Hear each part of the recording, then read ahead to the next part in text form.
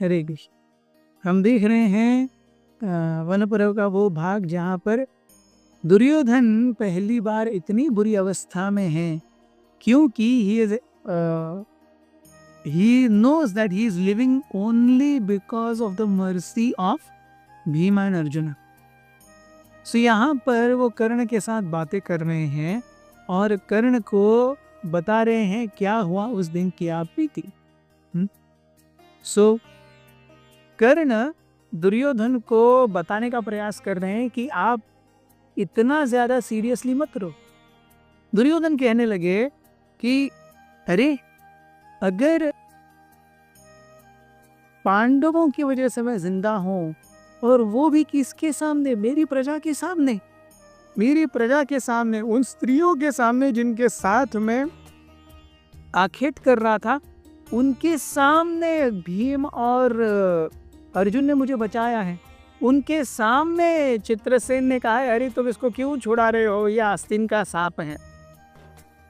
और युधिष्ठिर ने आकर के मेरे बारे में कहा है ऐसे इसे छोड़ दीजिए, और मुझे कहा है अरे बच्चे तुम क्या समझते हो, ऐसा मत करो। मैं क्यों जीऊंगा, मैं नहीं जीना चाहता। अगर मैंने पूरे जीवन भर पांडवों के साथ अन्याय किया है, मैंने पूरे जीवन भर उनको नीचा दिखाया है, हमेशा मैंने उनके साथ अन्याय किया है, ये सब किया है जिससे वो मेरे रास्ते से निकल जाएं, और आज देखो उनके कारण मैं जीवित हूं। अगर वो नहीं, इससे तो अच्छा होता कि चित्रसेन मुझे मार ही देता। दुर्योधन रोने लगे, मतलब बेइंतहा रोने लगे। ऐसे उनकी आंखों से आंसू बह रहे थे जैसे वो द्वैत मन का ताला भी भरने वाले हों। Really feeling bad. वो कहने लगे अरे मैं अगर हस्तिनापुर जाऊंगा तो मैं धृतराष्ट्र, कृपाचार्य, द्रोणाचार्य, भीष्म को क्या मुंह दिखाऊंगा। यहाँ पे जिन्होंने मेरा काला मुंह होते हुए देखा है वो सब वहां जा करके वहां के लोगों को बताएंगे अरे पता है दुर्योधन के साथ क्या हुआ, युधिष्ठिर महाराज ने और अर्जुन और भीम ने उनकी जान बचाई। क्या ये सब मेरे पीठ पीछे लोग बात करेंगे, मैं ये सहन कर पाऊंगा? एक क्षत्रिय का कोई रीढ़ की हड्डी होती है कि नहीं, जिसके स्वयं के बल पर उसने जीना चाहिए। पता नहीं मेरी मति क्या भ्रष्ट हो गई थी कि मैं यहाँ पर आया। कितनी बार विदुर चाचा ने मुझे बोला था अरे यहाँ मत जाओ अकेले, पांडवों के वो नीचा दिखाने के लिए मत जाओ, लेकिन हमेशा की तरह मैंने विदुर चाचा की नहीं सुनी, मुझे उनकी सुननी ही नहीं थी। लेकिन अगर मैं उनका मान लेता तो शायद ये दिन मुझे नहीं देखना पड़ता। मैंने जितना पांडवों के ऊपर अन्याय किया है उसके बाद अगर मैं पांडवों के भीख के ऊपर जीवित हूं, इससे ज्यादा घृणास्पद बात और कुछ नहीं हो सकती।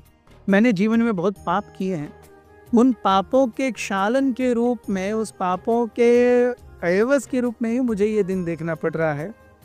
मैं अब ये शरीर धारण नहीं कर सकता। कृपया आप यहाँ से चले जाइए, मैं यहीं पर आमरण अनशन करूंगा। इससे ज्यादा अब मैं अपने जीवन में और कुछ नहीं सह सकता। दुर्योधन ने कर्ण को कहा दुशासन को बुला करके लाइए। जब दुशासन आए तो दुर्योधन ने उनकी पीठ थपथपाई और कहने लगे भ्राता, हे भरत श्रेष्ठ, मैं यहाँ पर अब और अपमान नहीं सहन कर सकता, मेरा जीवन अब यही समाप्त करता हूँ। तुम जाओ और हस्तिनापुर पर राज्य करो, अपने बड़ों का सम्मान करो, गुरुओं की आज्ञा का पालन करो और अपनी प्रजा की रक्षा करो और अपने शत्रुओं को जीवित बिल्कुल मत छोड़ो। तभी भी दुर्योधन कहते हैं ये, लेकिन अब मैं यहाँ पर ही रहूंगा। आप जाइए अंगराज कर्ण, आप भी दुशासन के साथ मिल करके कौरवों की प्रतिष्ठा बढ़ाइए। जब दुशासन ने ये सुना तो वो रोने लगे। वो कहने लगे भ्राता श्री ये कैसे हो सकता है, आप बड़े हैं, मैं आपके अधीन हूँ।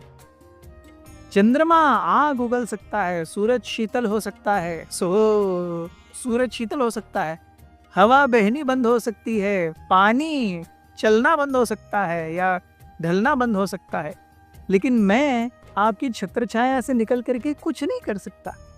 मैंने अपने आप को कभी आपसे अलग देखा ही नहीं है। आप जो कहेंगे वही मैं करूँगा। इस प्रकार से आप हमें छोड़ करके जाएंगे तो कैसे चलेगा। कृपया इस टेम्पररी डिफीट को बहुत सीरियसली मत लीजिए।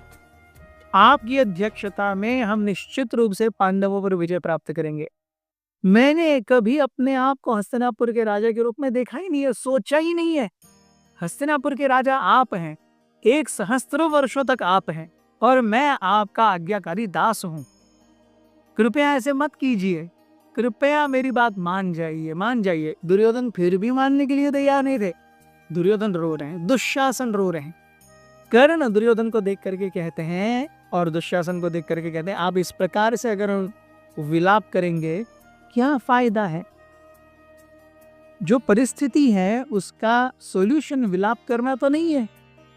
अब जिस परिस्थिति में है उससे निकलने के लिए या उसे उभरने के लिए कोई उपाय सोचना पड़ेगा, कोई तरकीब सोचनी पड़ेगी, अपने आप को धैर्य देना पड़ेगा, तब हम आगे जाकर के कुछ कर सकते हैं। हमें अपने मुख्य उद्देश्य पांडवों को हराने के उद्देश्य को छोड़ना नहीं है।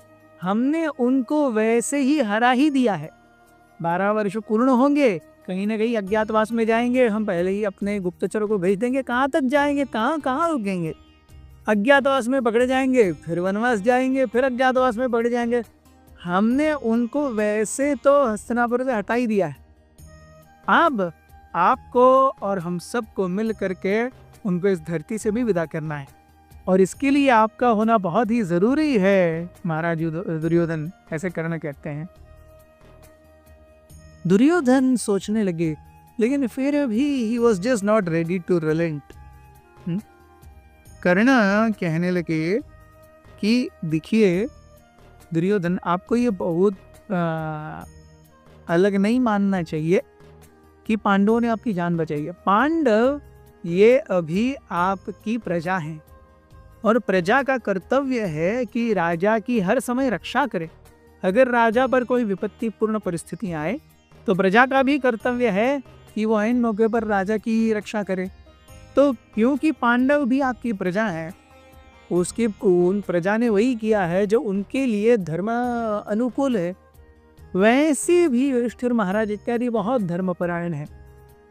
you don't have a threat from them। उनको ठिकाने कैसे लगाना है ये तो अब हमको सोचना है। यस, दुर्योधन युधिष्ठिर महाराज ने किया है उसे कृपया बहुत सीरियसली न लो। आप आयुष्यमान हो, आप लक्ष्मीवंत हो, आप गुणवान हो, कृपया इन सभी का उपयोग करो और अपने शत्रु पर विजय पाओ।